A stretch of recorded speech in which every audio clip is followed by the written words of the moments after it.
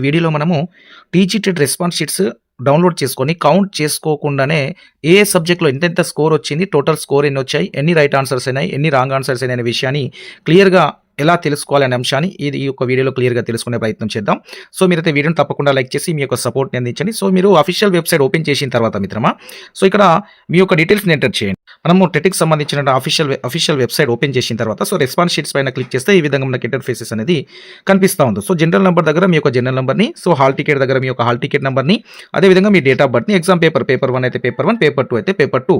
So, ఇక్కడ మనము proceed option పైన క్లిక్ చేసిన తర్వాత మనకు రెస్పాన్స్ షీట్స్ అనేది డౌన్లోడ్ అవుతుంది. అయిన తర్వాత రెస్పాన్స్ షీట్స్ డౌన్లోడ్ అయిన తర్వాత మనం ఇక్కడ సో, ఇక్కడ ఈ విధంగా డౌన్లోడ్ అవుతుంది. అయిన తర్వాత పైన మనకు దీనికి సంబంధించిన లింక్ కనిపిస్తుంది కదా! దీన్ని కాపీ చేసుకోవాలి. ఇక్కడ మీరు కనిపిస్తుంది దీనిపైన మీరు క్లిక్ చేయండి. ఇక్కడ దీనిపైన మీరు క్లిక్ చేసినట్లయితే మిత్రమా, మనకు ఈ విధంగా ఓపెన్ అవుతుంది. ఓపెన్ అయిన తర్వాత ఇది కనిపిస్తుంది కదా! సో, దీన్ని ఇక్కడ కాపీ దానిపైన క్లిక్ చేస్తే ఈ యొక్క లింక్ మనకు కాపీ అవుతుంది.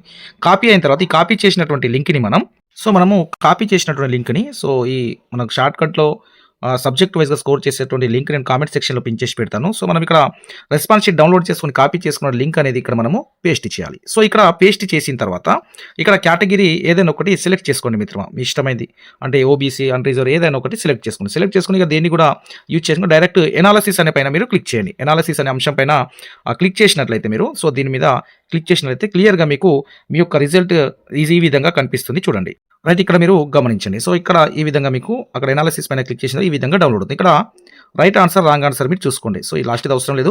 ఈ రాంగ్ ఆన్సర్ చూసుకోండి. రైట్ అయినటువంటి 84 మార్క్స్, సో, రాంగ్ అయినటువంటి 66 క్వెషన్స్ అనేటివి రాంగ్ అయినాయి.